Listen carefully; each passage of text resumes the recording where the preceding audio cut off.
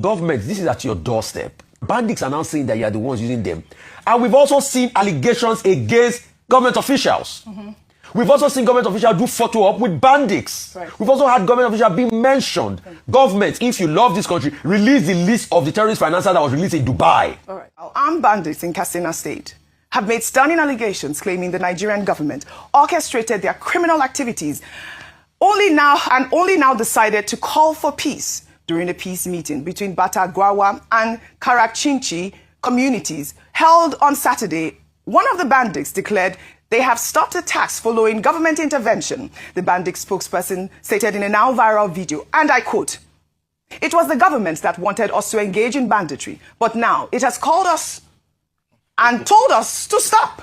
He alleged that despite 2 months of attempts to initiate peace talks, authorities only located them when they genuinely decided to engage. The armed group insisted that peaceful coexistence depends entirely on Nigerian leaders, stating, "If you want to cry, don't cry with us, the terrorists, but cry with your government, for they are the ones who made us do what we have been doing." I mean, this is really, really alarming, Rufai. The allegations raise serious questions about the relationship between criminal networks and state actors, echoing long-standing suspicions about complicity in Nigeria's worsening insecurity. Rufai, your thoughts, and also I'd like your thoughts on the two stories as well, just to put them all together before we take this one. Real quickly, see, Oji, in a country where bandits can pick up a mic and say this in a public space, when did they say this? What has been the reaction of the government to it?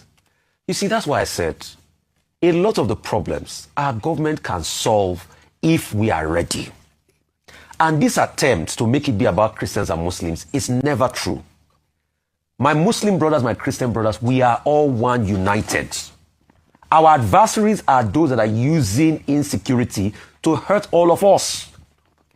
Let's not fall to their propaganda. Christians, Muslims, can't you see they've started again? They've started using our heads to knock each other. Christians, Muslims, can't you see that they're not talking about the killings of all of us as Nigerians? They are talking about us against each other. Christians, Muslims, we need to be united. Just like we all prayed together and we stood united during EndSARS. We serve one God, the living God. Do not allow these actors to pit Christians against Muslims. Our adversary is the insecurity. I'm happy that Reverend Ayab is speaking up against this. So, didn't the data, although because I'm not seeing the primary data that Beacon Security had, but doesn't his data even justify the allegations of genocide? Genocide, when you go back to Lepkin's definition of genocide, it talks about intent to clear out, the cultural antecedents, physical assault and brutality. Over 100 churches. Doesn't it talk about it? And so when government was saying 81% reduction, but Beacon Security is saying there's been an increase. What terrorism index is saying Nigeria is now number 6 from the position of number 8 it was in 2023. Isn't it time for us to look inward? So government, this is at your doorstep. Terror bandits are now saying that you are the ones using them. And we've also seen allegations against government officials. We've also seen government officials do photo op with bandits. We've also had government officials being mentioned. Government, if you love this country, release the list of the terrorist financiers that was released in Dubai. All right. And let justice and the killing end. All right. Well, before I come to you, meanwhile, U.S. Congressman Riley Moore of West Virginia, who has been one of the leading voices in the American government's allegations of a Christian genocide, appeared on Fox News telling the public not to test President Trump's resolve on the issue. Moore stated that Trump is very serious about the issue and that Nigeria should instead use this moment as an opportunity to build a stronger relationship with the United States. Let's take a look. I've said this multiple times. Do not test this president's resolve. He is very serious about this. And I do want to highlight something that I've been saying constantly here, that this is actually an opportunity for the Nigerians to strengthen and deepen their relationship with the United States, where we could actually do some enhanced partnership capacity building with them to counter this terrorist threat that they have just spreading across their country. So I'm asking Nigeria, do the right thing here. Partner with the United States, help us protect the Christians in your country, and we will help you. This doesn't have to be all sticks. It can also be carrots here.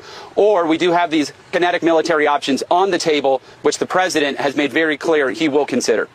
This is the point, Ayo. Well, Moore's comments in this interview appear to reflect a change in tone from the more aggressive rhetoric the public initially heard from President Trump and his threats to go into Nigeria guns a-blazing. The congressman has suggested that cooperation might be possible for both countries to strengthen their relationship with one another. And this is what I have been preaching on this table. Ayo, a quick sum up, and then we'll take our milestones. All right, so the video with the bandits just justifies what I said earlier about the government knowing who these terrorist financiers are. They know who the people who are behind them, and they can go after them if they have the political will. Now, this is where the U.S. comes. Yes, we can argue about whether or not the U.S. has Nigeria's best interest at heart, but that tweet or that ex-post by Donald Trump has changed the trajectory of things for Nigeria. We're at least now talking about insecurity. It's now on the front burner more than it's ever been, at least in recent times. And so for that reason alone, I am happy for that ex-post. Now, going back to the advice by Pastor Deboye saying that let's diplomatically have conversations with the United States and show with evidence that we can handle this issue. But can we have partnership in terms of support? The best way that America can help Nigerian Christians or Nigeria as a whole to